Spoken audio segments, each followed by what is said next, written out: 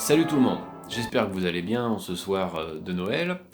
Pour cette petite vidéo, j'ai envie encore de vous parler des Gilets jaunes, voilà, qui se sont encore mobilisés, qu'on croise aussi bien en bas de chez soi à peu près où qu'on habite. Tiens, par exemple, pour ma part, du côté de Montmartre et de Place Pigalle. On peut aussi les croiser sur Pornhub, ce qui montre bien qu'ils sont rentrés dans le quotidien des Français, hein, dans la norme commune.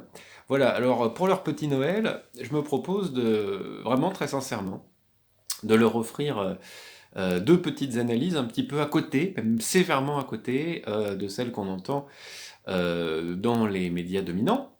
Voilà, alors une analyse des morts qui sont imputés au mouvement et une analyse de la symbolique du carrefour et des ronds-points à travers quelques mythologies.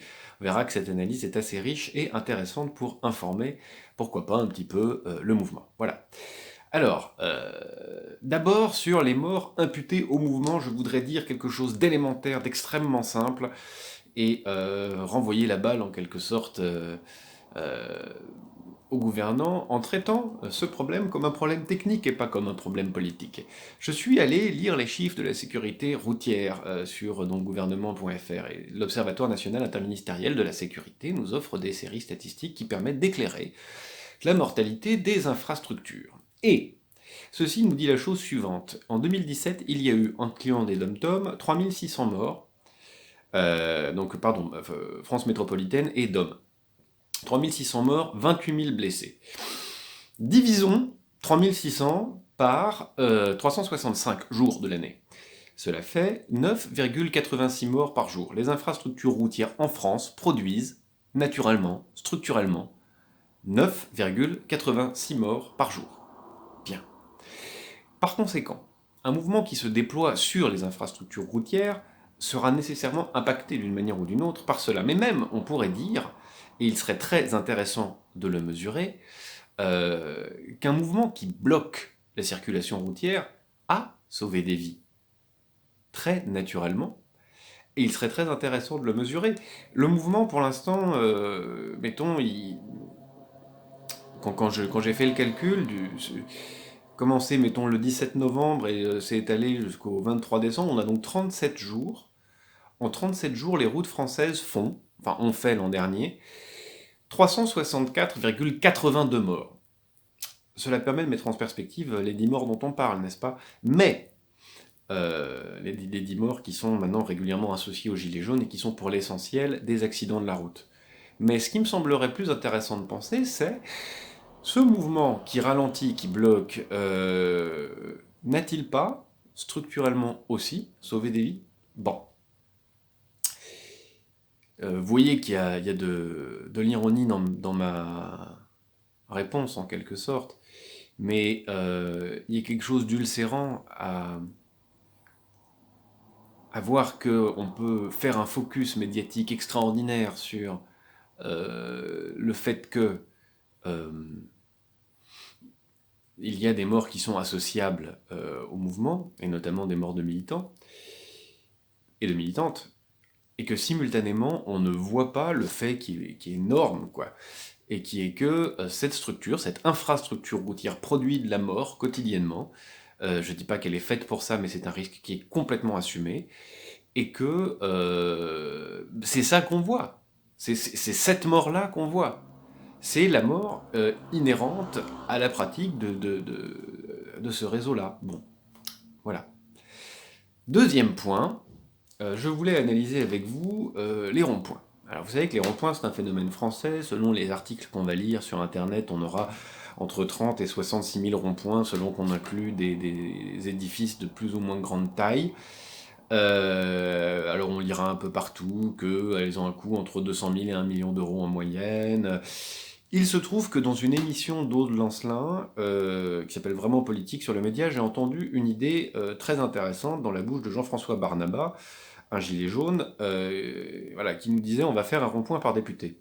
Ça fait qu'on garde le lieu le type de mouvement sans prendre le risque de se dissoudre dans le cours d'institutions qui peuvent tout à fait absorber les gilets jaunes, que ce soit les mairies, les conseils départementaux, les conseils régionaux, les intercommunalités, les communautés de communes, les communautés d'agglo, etc., etc. Pourquoi pas les structures de partidaires pour les élections européennes, etc., etc. Non.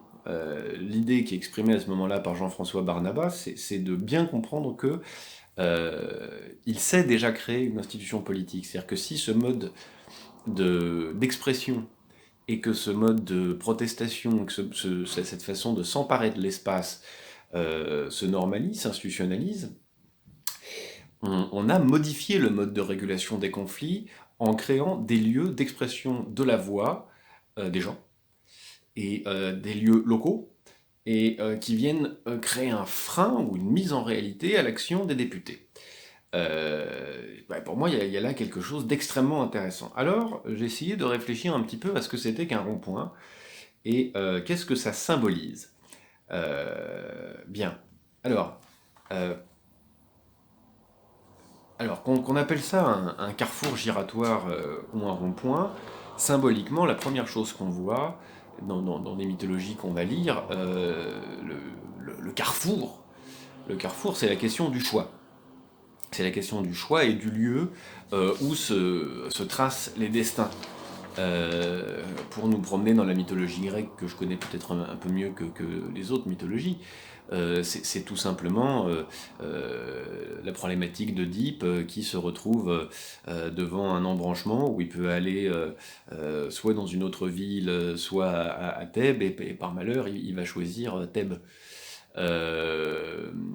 Bon, c'est le problème d'Achille qui va se retrouver sur un chemin, à un embranchement où on lui dit si tu vas par là, tu auras une vie heureuse et molle, et puis tu disparaîtras de l'histoire, tu vivras vieux, etc.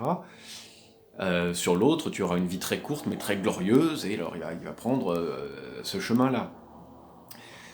D'une manière peut-être encore différente, j'allais dire, ouais, ça peut être le choix auquel est confronté Paris. Enfin, c'est vraiment l'idée du moment décisif où un choix nous emporte dans un endroit ou dans un autre. C'est un lieu où le choix est ouvert et est engageant. Bon, premier point. Plus généralement, le carrefour, par exemple, dans la mythologie grecque, fait l'objet d'un culte particulier. Le carrefour, c'est des lieux qui sont dédiés à une divinité de la lune, une divinité lunaire qui s'appelle Hécate. Je dis une parce qu'il y en a d'autres. Et Hécate, elle a comme attribut d'être à la fois une déesse de la fécondité et une déesse très proche du royaume de la mort. C'est une déesse très très ambiguë. Et c'est très intéressant ça, parce que dans ce lieu de carrefour, dans ce lieu où on doit produire des choix, engager des destins différents, dans ce lieu qui par ailleurs souvent est une frontière, mais ça on verra ça plus tard, on a à la fois une colonne vers les cieux et en quelque sorte un gouffre vers les enfers. Ce sont des lieux charnières, les carrefours. Bon, alors, dans un registre chrétien qui nous est peut-être plus familier, il y a les croix de carrefour, qui marquent de la même manière, en fait, des distinctions territoriales entre les paroisses, parfois entre les communes, entre les juridictions, et donc on a vraiment l'image du carrefour, et là en l'occurrence du rond-point, comme un lieu de séparation des territoires. C'est à la fois un lieu où voilà, les choix vont être décisifs et les territoires sont séparés. C'est donc vraiment un lieu d'interstice.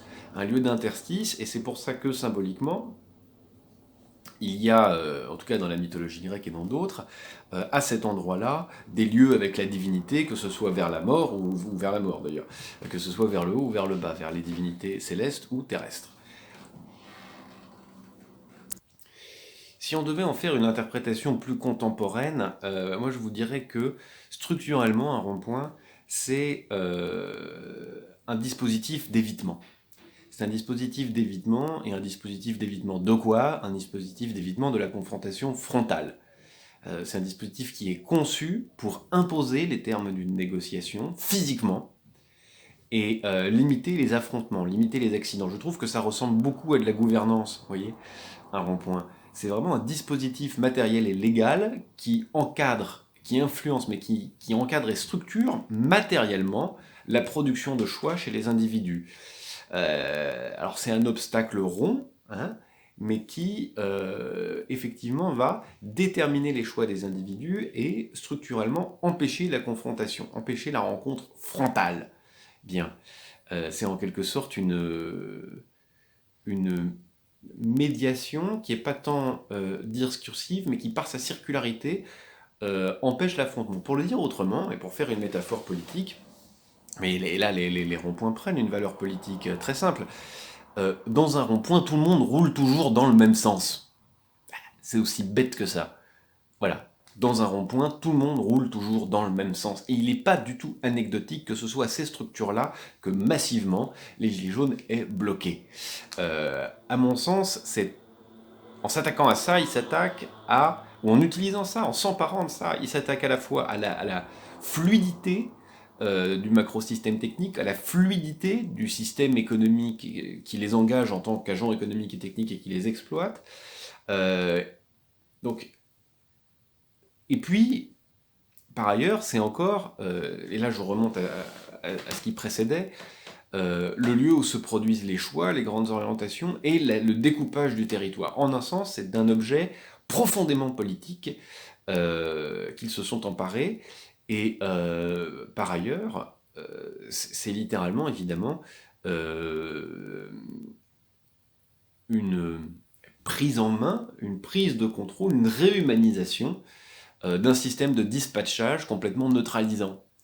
D'un système qui réduit les choix humains à une neutralisation dans un giratoire. Je sais bien que c'est pour limiter le nombre de morts, hein, les giratoires, ou alors pour faire plaisir aux maires, aux entrepreneurs, peu importe, mais évidemment, il s'agit dans un premier temps d'un mode de précaution. Cependant, ce mode de précaution-là, on aurait pu prendre d'autres précautions pour limiter le nombre de morts. Il y a des pays avec une accidentalité beaucoup plus faible et qui n'ont pas autant de ronds-points. Ce choix-là, technique, et avec sa spécificité qui consiste à mettre tout le monde dans le même sens et à contraindre matériellement et de manière pérenne, c'est un choix très très singulier. Bon voilà. Alors, moi je dirais les choses comme ça. C'est dans l'occupation des ronds-points, la pratique des ronds-points comme lieu politique et comme lieu de convocation des élites et comme lieu de ralentissement de l'activité économique pour faire du travail du commun, pour faire du travail ensemble, pour se parler. C'est dans cette pratique, à mon sens, que le mouvement des Gilets jaunes a trouvé son génie propre. Quand je dis son génie propre, c'est-à-dire ce qui fait sa grande singularité, le cœur de son efficacité de mon point de vue, qu'il perdrait presque instantanément en intégrant des institutions dans lesquelles l'essentiel des revendications des Gilets jaunes sont déjà portées et mises en échec par les tenants de l'ordolibéralisme. Mon propos est donc le suivant. Il faut bien comprendre que, bien sûr, ces mobilisations-là peuvent être le premier temps d'un mouvement qui va s'institutionnaliser et rentrer dans la norme. Ce serait pour moi en quelque sorte un affaiblissement. Ce qu'il est, c'est déjà un véritable mouvement politique qui peut,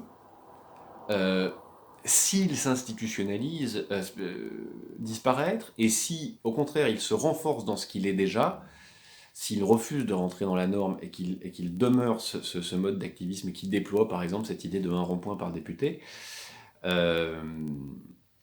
qui peut devenir un nouveau mode de régulation des conflits, qui peut en fait radicalement modifier le pouvoir par cette espèce de présence politique, d'institution politique, de construction politique, qui à mon sens, pour l'instant, n'existe pas. C'est une institution meuble, ouverte, fluide, et qui exprime ainsi toute sa singularité. Allez, et pour changer, cette fois-ci, joyeux Noël et à la semaine prochaine.